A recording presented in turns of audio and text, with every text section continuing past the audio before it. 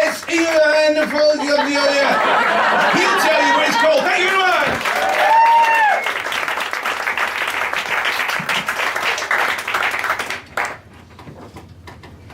Good evening, ladies and gentlemen. Good evening. Thank you. My name is Ioan Fazey, as he obviously couldn't pronounce, and I'm from the University of Dundee. Thank you. My first experience of Dundee was when I was a student in Aberdeen in the 1990s, and since then my work has pretty much taken me all the way around the world and back again, so it's good to be here. Now, I'm what they call an interdisciplinary researcher. That basically means being disciplined at trying to do everything, being crap at it, and getting nothing done. One of the most interesting things that I've learnt through my interdisciplinary travels is that there's such a diverse ways in which people understand the world around them. And social scientists call this subjectivity. And there's a great example of this, where you have a dying soldier who in his delirium thinks that the nurse is his wife. The nurse pretends to be his wife, and he dies happier as a result. The point is, it doesn't actually matter that the nurse isn't his wife.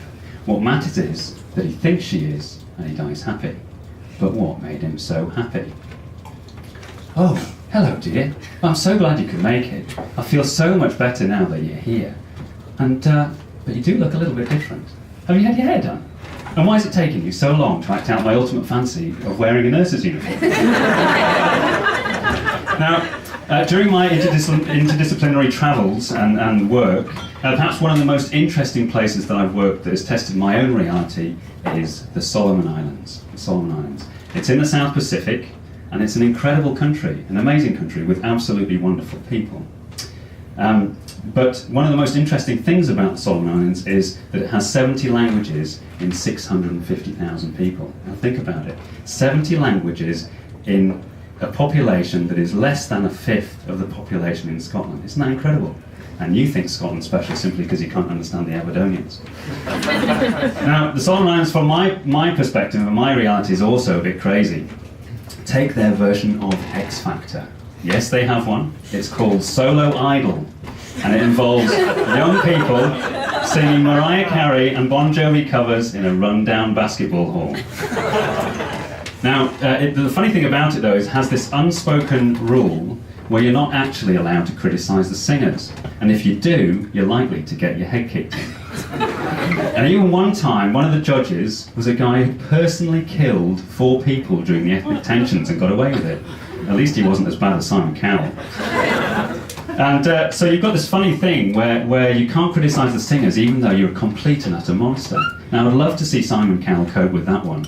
The only thing that's likely to save him from one of his famous insults, "I don't know what cats being squashed sound like in Lithuania, but now I have a pretty good idea," is the fact that the lynch mob would still be trying to work out where Lithuania was.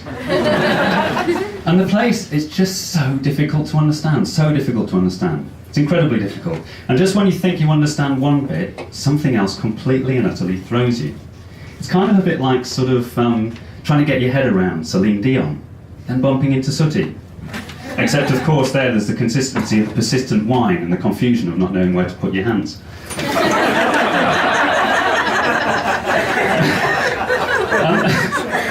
And the jokes, you never actually know when they're joking. It's pretty difficult to tell.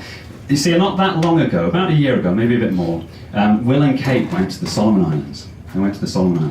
And it wasn't that long, it was only a couple of weeks after Kate's boobs had been in the press. So what did they do? They paraded them both in front of bare-breasted women. Of course, I mean Will and Kate, not the boobs. But the point was that nobody could figure out whether it was some kind of sick joke or just the security trying to spot the suicide bombers. Now, of course, all this lack of understanding, though, it does cause some problems and can result in some pretty big mistakes, of which I personally made very many. One time I was approached by a very good friend of mine who lived in an extremely poor village, and he asked if he could borrow some money so that he could try and make money so he could send his son to the nursing school. So, of course, all those uniforms are quite expensive. So I lent him some money, and it turned out that the only way he could make money was by selling illegal alcohol in the communities, which was already causing havoc. And then it turned out that he couldn't quite make enough money to send his son to nursing school, so he sent him to the cheaper forestry school. Now it turned out then that his son ended up working for a dodgy logging company that was ripping out the dwindling forest resources, leaving a swathe of environmental destruction in its wake, which was the whole reason I was there working with his dad in the first place. God, I might as well have been sending out barrels of napalm.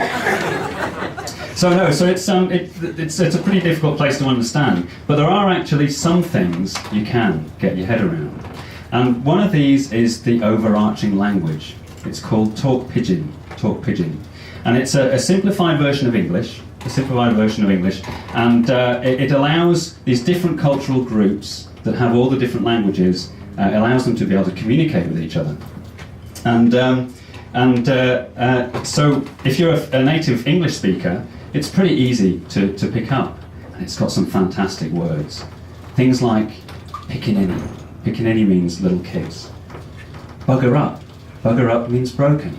In fact, there's a song by a local group called Me Sorry Now You Me Bugger Up, which is about a breakup. Of course, you have to be pretty careful when you're walking along with your girlfriend and you're using phrases like, we're really buggered now. Anyway, so there's some other words, things like lick box, you pulling me cry, you pushing me cry. Lick box, little box, you pulling me cry, you pushing me cry. It's an accordion. Big fella iron walking stick, him go bang along topside, there's a rifle. And one of my favourites, number 1 pickaninny, belong Mrs. Queen. Number 1 pickaninny, little kid, belong Mrs. Queen. It's Prince Charles. And of course that can be extended to number 1 pickaninny, belong number 1 pickaninny, belong number 1 pickaninny, belong Mrs. Queen. Anyone? Prince George. Prince George, yes.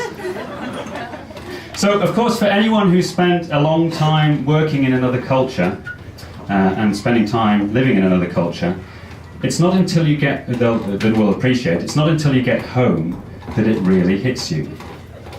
It's kind of like having a hangover. You feel shit, but you just can't wait to do it again. And this phenomenon was perfectly articulated in a book called The Innocent Anthropologist. And it's by a guy called Nigel Barley. And at the end of the book, in the final pages, Nigel phones the friend whose conversation had sent him to the field in the first place. He said, "Ah, you're back." "Yes." "Was it boring?" "Yes." "Did you get very sick?" "Oh, yes." "Did you bring back notes you can't make head or tail of and forget to ask all the important questions?" "Oh, yes." "So when are you going back?" And I laughed feebly that a number of years later I found myself back in Dundee. Thank you very much.